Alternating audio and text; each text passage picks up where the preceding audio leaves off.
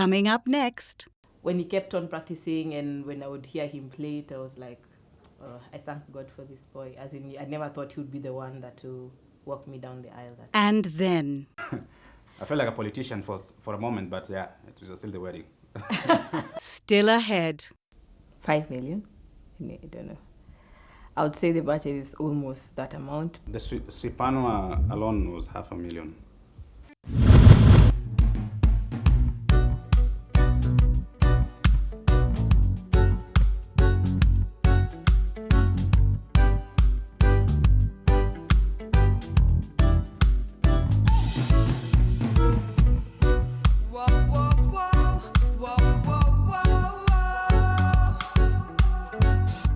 The theme of the wedding, it's a reggae-themed wedding.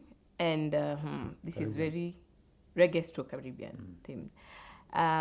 Now, I'll tell you something about the reggae thing. When I met him, he was a die-hard reggae fan. And I didn't like reggae people at all. And I didn't like reggae. So I think over the years, with him constantly listening to it, and I think when we decided that we're going to have a wedding, I think my first sense was like, we should have a reggae-themed wedding. Reggae-themed and Caribbean wedding.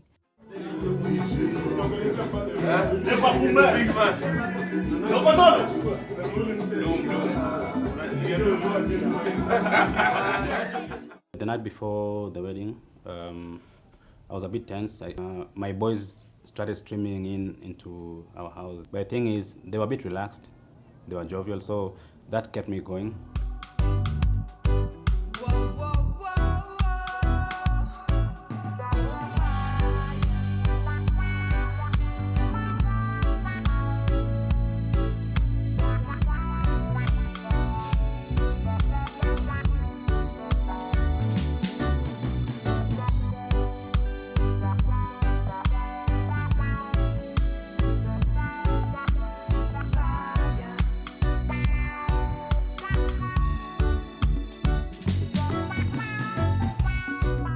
When I put on my suit, the burgundy, then I knew it's it. Yeah. When I don't know what happened, everything was magical. It changed.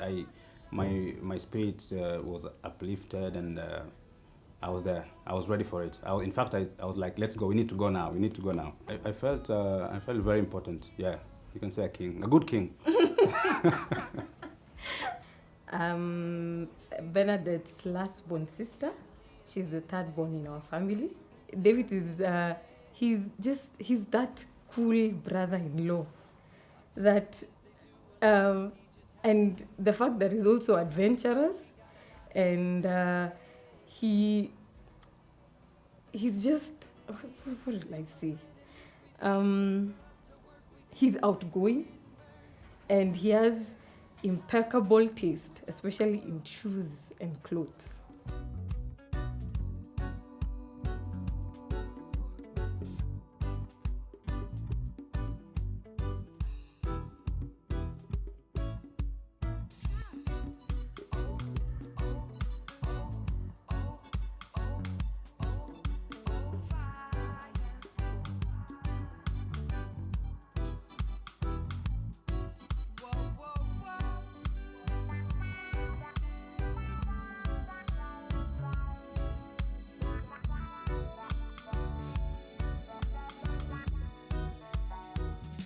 Friends with Bernadette for quite a long time, over 20 years. I knew her since when class 1. Looking back, I don't regret any moment spending with Benna. I can say I know her she's more than a sister to me, you know. Looking back now, I think ye ni sister yangu. As much as ye ni best yangu, ye pia ni ka sister yangu. I respect Bernadette and I envy her strength. You know, she's one strong human being. And so Bernadette, yeah, thank you. That's a very big lesson. I don't think even, you know, but that's one thing I learned from you, Bernadette. My sister Bernadette is kind-hearted. She's very ambitious. And she's I like her because whatever that she decides to do in her life, she does it. As in, there's no hindrance, there's nothing like I can't do it, or what if this happens. She just goes ahead and does whatever it is that she has set in her mind to do. And that's what I like about her. Above all else, she's very generous, and the fact that she's very accommodative to relatives and friends, that's one thing that is very, it's a good character trait about her. We had to wait for the makeup artist, who I think took longer than expected, because the expectation was for her to be there at 9. But I think somewhere along the way she got traffic or where she was coming from, etc. So she was there at around 9:30. So given that I had a huge lineup, there's so many things that had to be done so fast in that time, because it's 9:30 and we were to leave at 11 to go to church. So I think that's when I started getting agitated. I was like, I'm seeing everyone is moving around like there's nothing happening. I think at some point I was like, why does everyone look like there's nothing happening? As in time, as in you're running out of time. And everyone relaxed. Just like, no, you just relax. That one is taken care of. And I'm like, how is it taken care of? Because for me, this is Don Bosco, setting precedence, and the pastor that was going to officiate then, as they're usually strict on time, and they kept reminding us throughout our counseling that, okay, you have to come early to church. So as in that was my trouble. We can't be late. So anyway, at some point, I think my makeup, I put on my dress at around 11.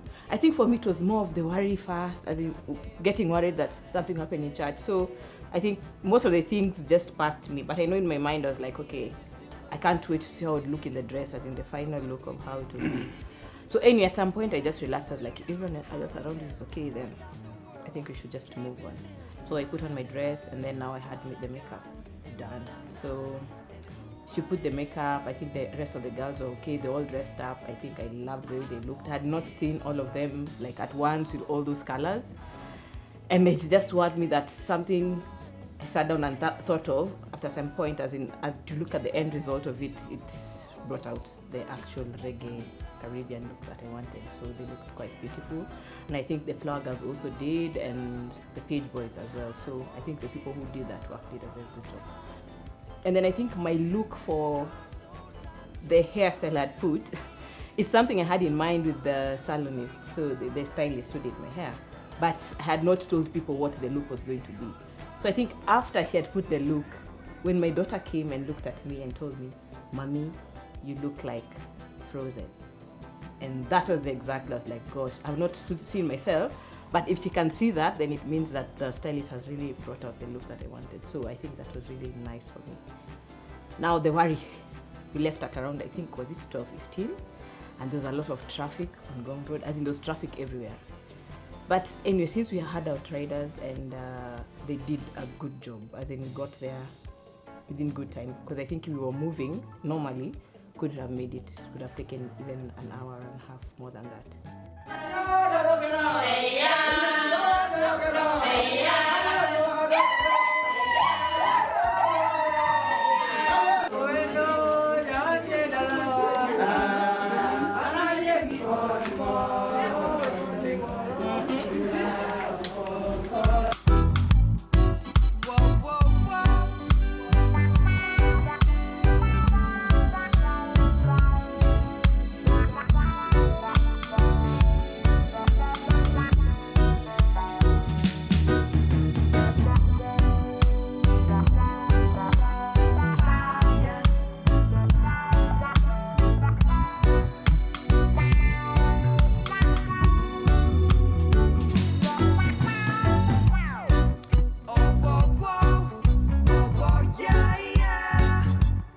Actually, yeah, she delayed, so the streaming was a bit like forever.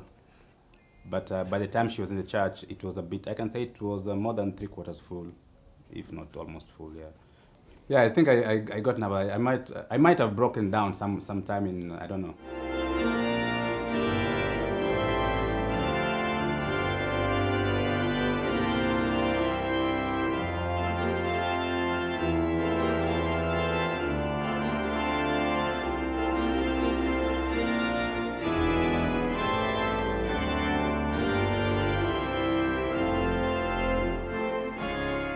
My son is the one who's playing the song that will take me down the aisle.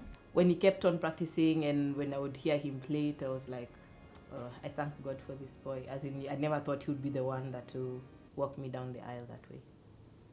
Yeah. I had full confidence in him because I've seen him play before. Because he plays the piano well, but the violin was just a crash program just for the wedding.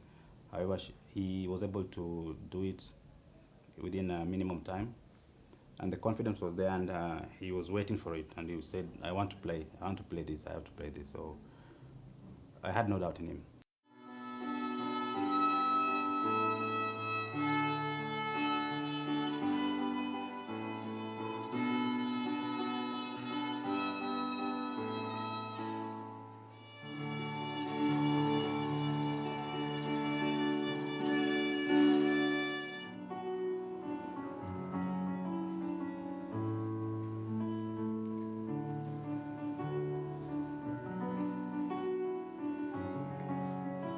I can say it was, I don't have, the words I can use might not be the right feeling that I had, but I can say it was a happy moment, happy feeling, and I felt fulfilled at that particular time in terms of the whole package, and seeing her coming down, and she was glowing. She was, I could see the smile inside the veil from where I was.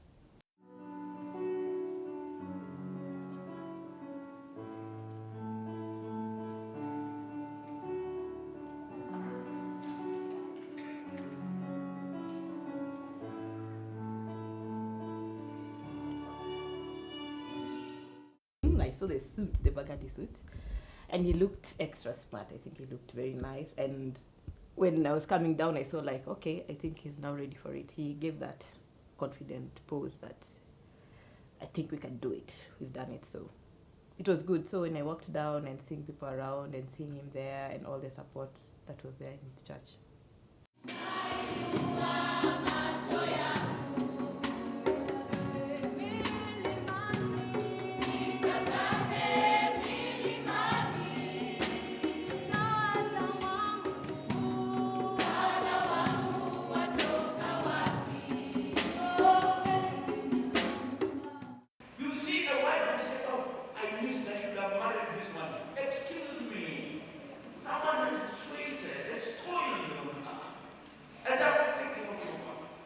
I think it was about 5 things that you should know right now as you're going to get married, as into a relationship.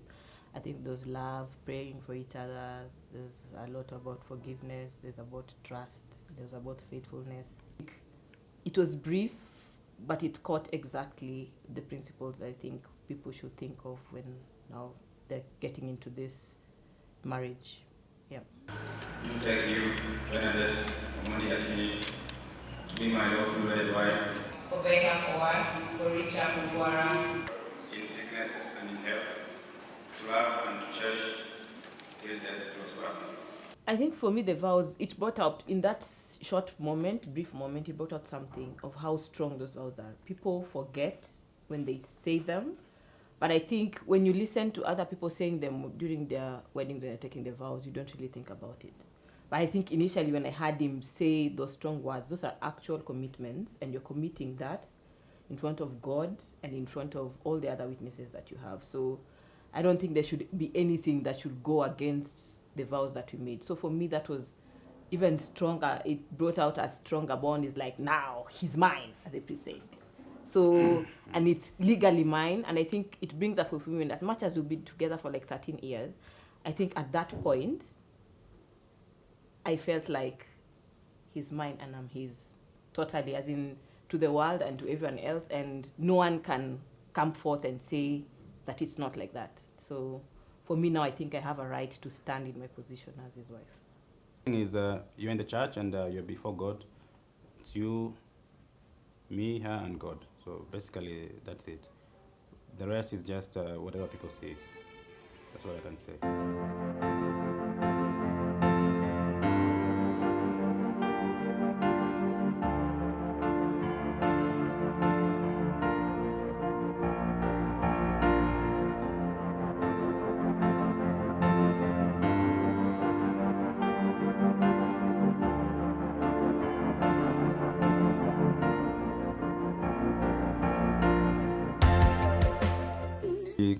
grew up together, so I knew her when I was still in school back in the estate where my dad used to work. We call it customs, Kasumbucha. I lived in Onyonka, and customs was a no-go zone because it had the bad boys. And we rarely went there. David came in. I was with one of my friends who's also part of my lineup. And David saw me and then he told me, get for me some tea, something. So I remember looking at him and I was like, do you think I'm your wife? My friend keeps reminding me that all the time. Remember when you say that? Yeah, so of course, Tuli high fives Leza, yeah, who does he think he is? Like, ha, ha, ha, ha. And we moved on, we enjoyed the party, and that was it. So I can say that was the initial days that, I think that was the beginning of them, or Chogi noticing Bernadette, and Bernadette with all her, as I told you, she's a strong lady. So I'm sure alikuwa memnoki lakini hakuwa anataka kuniambia. So to date, I tease her as much as alisema hivyo, and that's how it goes to show you that God is the only one who has a plan. You never know when you meet your Mr. Right, because now she's serving that tea, I'm sure, in her house, and a lot more. So I can say it was the beginning of this beautiful story for them. From then, I don't remember him saying whether he wants us to go out. I think he just assumed, and one thing led to the other. Body language.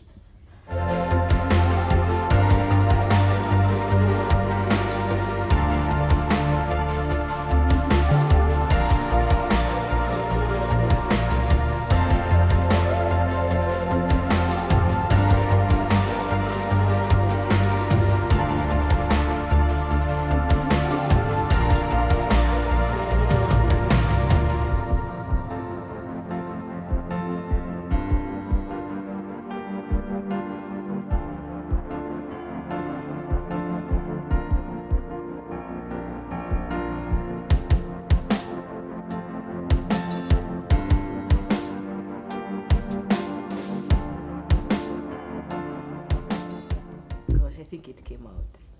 It came out with first the one love sign and all that. That was not the impression I had. Okay, first when we talked about it, about having the one love sign, I thought it was she's just going to get some piece of wood and make it. But when she actually did it, like in the reggae theme and all that, and even how Chogi's back came out, picked out like that, I think I felt good. She's brought it out. She brought out the palm leaves. She brought out, as in the design, how it looked like, the tables, the way they looked, and I think hay. the hay stack, as in the mixture of the colors, I think they did an awesome job.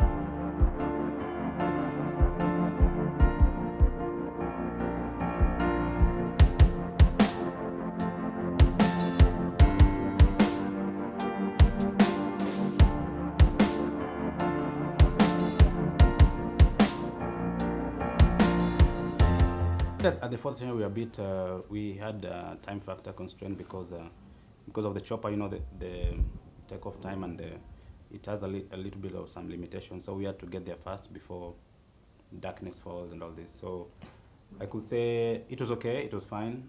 The colors came in well, the location was perfect. Everybody was happy. We had a snack there, but all said and done, we had to speed up stuff. So we would have done much more there, but we had to go back for the chopper ride.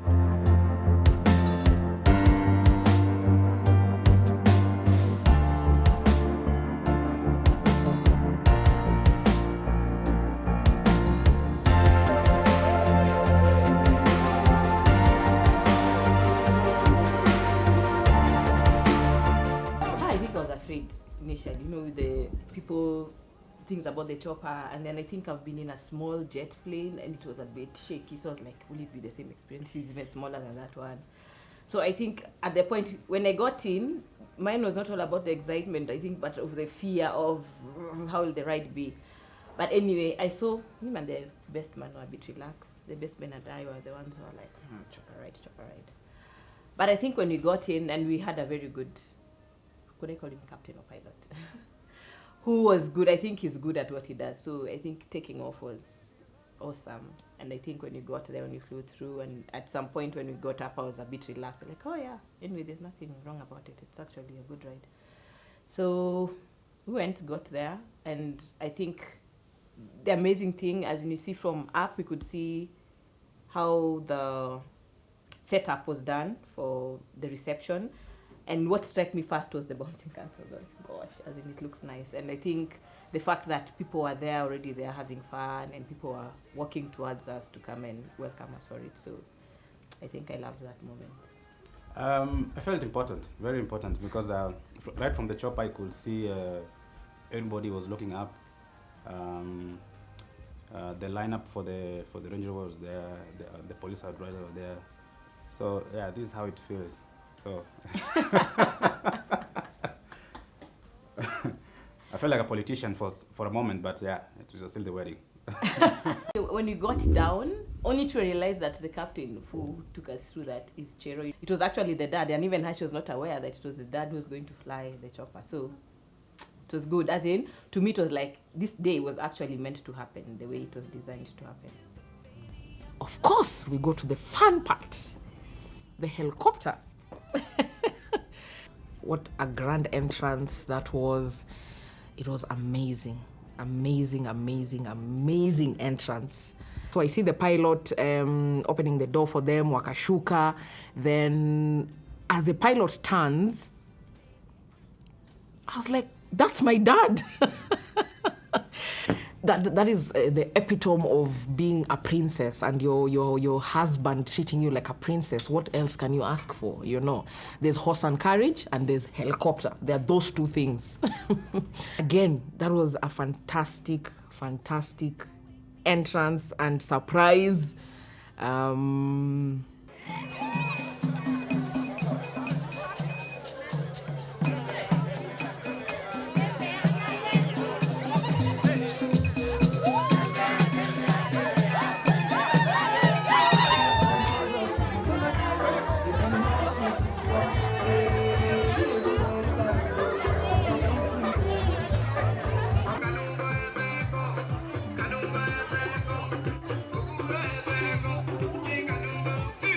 Okay, I think the cake also came out in the theme that as we cut it through, it came out through the actual themes that are there. And I think throughout when we gave out people the cake, and they're like, gosh, as in it tastes nice with all the 3 different flavors.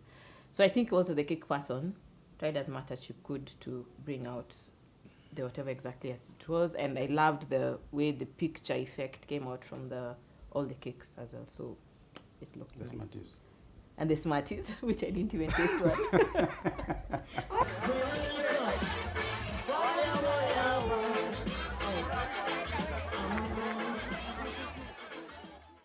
It was last year in October.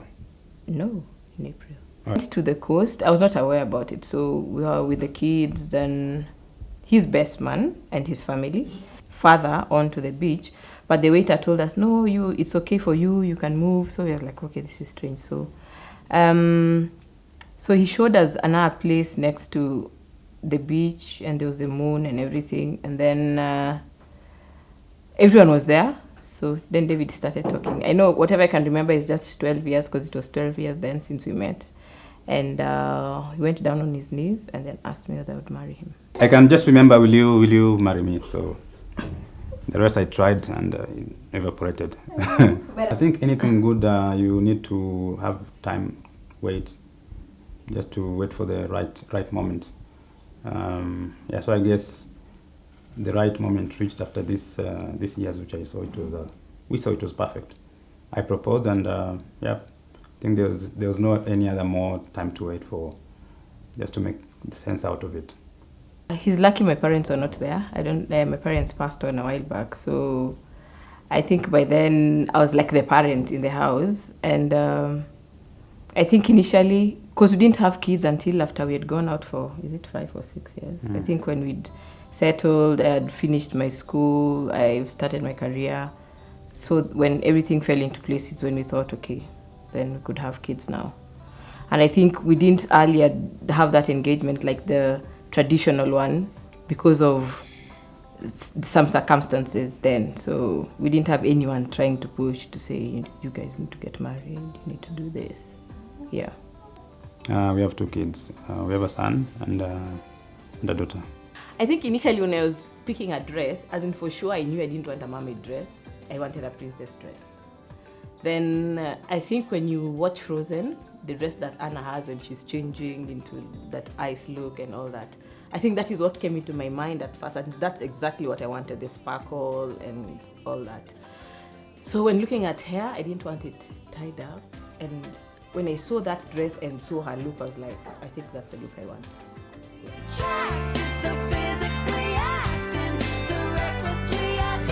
And I think we'd budgeted for 400 people, 800 people came. So it was But they their ate. boss. But they all ate, yeah.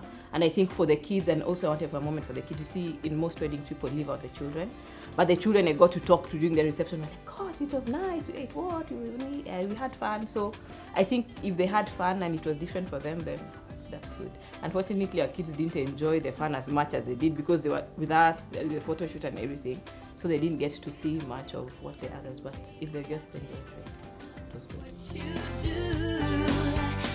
Yeah, the cow part is like what we wanted is that everybody is gonna have a section for everyone, all inclusive. The kids, the people who want to drink, people like, then people want choma and they see the cow, the actual cow rotating, like kuku choma. Yeah, so that was the basic concept. Like everybody's gonna have his own corner to enjoy that day. We had a lot of ideas, but we couldn't make everything come out. Like the Shushina, the Maembe guys, the maize choma guys, because everything was coming in the last week too much, so we couldn't put everything on together. But so far, how it went down, I think it was still amazing. We can still include them during the anniversary. Okay. Anniversary, we have to fix all those people who are not able to fix. Madafo, I think, because it's Caribbean and the Costa Rican look with the palm trees there, you'd assume there has to be a Madafo guy somewhere, people drinking some coconut milk. So that was the idea. And I think for the shoe shiner and the Maembe person, it came from the idea of where we met in Langata. And I think if you'd see some of our engagement shoots, which were there throughout the screen during the event, you'd see bits of it because we took photographs with the shoe person. He was a guy who's been fixing our shoes ever since we were small, so we've known him for a long time. And I think when we were doing the engagement shoot as well, we wanted it to be themed from where we met. So it was all done in Langata around that. And the Maembe person is also one Maembe person who has been there for a while in Langata as well. So we wanted to bring that out. So yeah, that's why the idea came. And there would be no Caribbean without mangoes anyway. So that's why. And shoe shining. And shoe shining.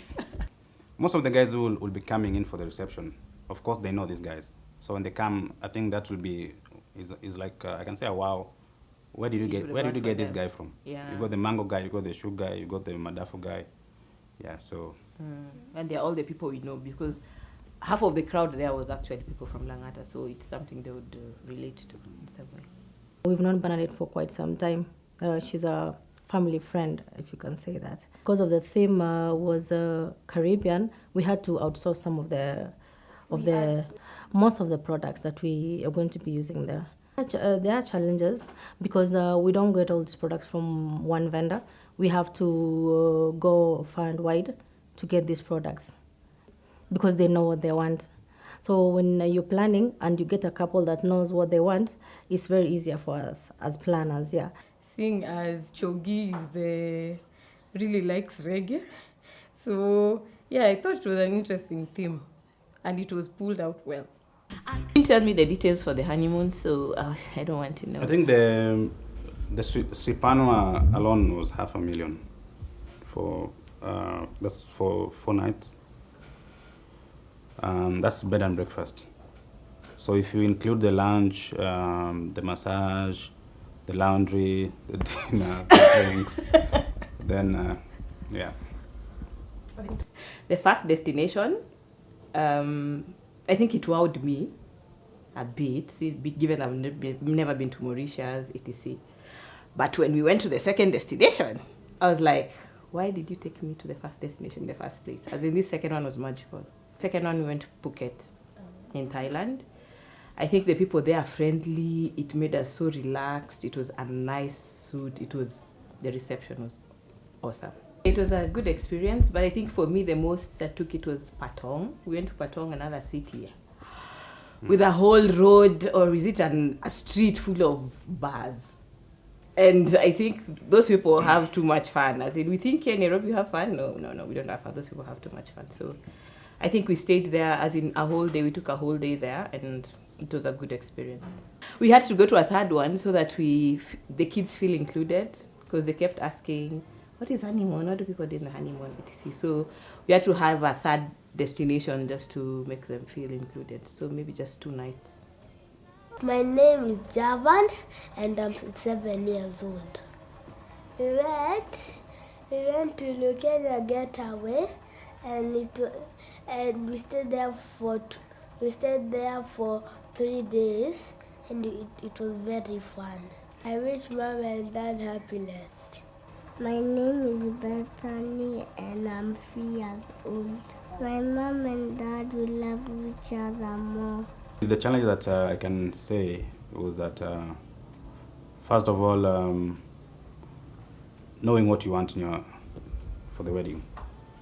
Because at this particular point in time, you already have a budget of what you want to do with, and getting to know where to get your suppliers. That was the most difficult part from my side, because we've never done a wedding. So you see, if you ask somebody who's done the wedding, they're gonna tell you 4 different suppliers or 3. So it's up to you to trying to do the filtering up. Apart from that, nothing much.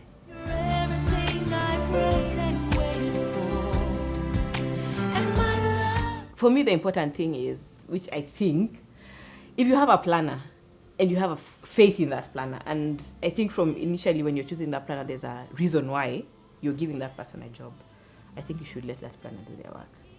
Because as much as it is, I know, you'd explain to them what you want, but if you keep getting involved in the little bits, you get really strained towards it. So I think for us, we are really getting towards the end, we're like, oh, and at some point the planner was like, wait a minute, why are you people doing my job? You get, as in, so I think if you get a planner and you choose the service providers that you have, and you have faith in them, let them do what they're supposed to do. Because I think at the end of it, they all ended up doing what they were supposed to do initially. As in, you think us, we're just in worry. Are you sure this will be like that? Are you sure the tables will be like that? But everybody did their part. And I think for that, a lesson for me, get your planner right, get your suppliers right, and I think everything will be perfect. I think for me, it's not the money factor in it. It is what the quality that you get at the end of it, as in the quality that you get, did everything turn out the way you wanted it? Do you feel like, okay, there, I think I spent too much and nothing happened? I think for us, initially, when we decided we were going to do this, it was all about the quality and having the best experience. You only have your wedding once, the same way. And I think it's the same investment you'd make in any other thing that you love. Too much or too little is relative. It depends on what you actually want to get from it after all. 5 million? I don't know. I would say the budget is almost that amount. I know initially when we were to plan for the wedding, I would have gone for anything simple. I think, but his concern was, okay, we've waited for all these years. We need to make it the best way we can, and it should be the best. So, and you know, we've just come back, given that we left and we had 400 guests who turned out to be 800. So we are not sure as in what additional costs that will be there, but yeah, I think it's roughly that amount. I'd like to wish Bernadette Nachogi a life full of happiness,